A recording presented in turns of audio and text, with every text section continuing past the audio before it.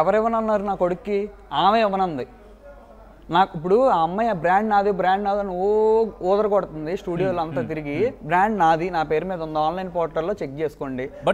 Documents చూపించి sir జనవరి 30న బాబుని చూపించకుండా బ్లాక్మెయిల్ చేసి రాయిచ్చింది సార్. నేను రాశాను. తర్వాత ఎప్పుడైతే మళ్ళీ బాబుని చూపించట్లేదో ఆ రోజు ఆగస్టు 3వ తారీఖు నేను ఆపేశా. ఆపంగానే హీరో గారు ఎంటర్ అయ్యారు. హీరో గారు ఏమో కలిసి ఒక మీడియా ఛానల్ పెట్టాలనుకున్నారంట.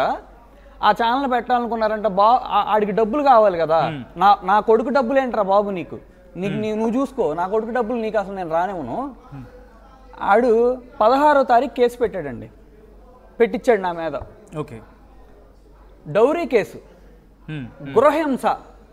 ఎక్కడైనా ప్రూఫ్లు చూపించారా నేను డౌరీ అడిగినట్టు? అట్నుంచి వేరే వైపు తీసుకెళ్ళి అక్కడి నుంచి మళ్ళీ డ్రగ్స్లోకి తీసుకొచ్చి హ్యాపీడెంట్ని తీసుకొచ్చి 45 రోజులు నా ఫ్యామిలీని నరకం చూపించారు. మా అమ్మ ఎన్నిసార్లు ఏడ్చిందో తెలుసా? చచ్చిపోవాలనుందరా అంటది. ఏం చేయాలి?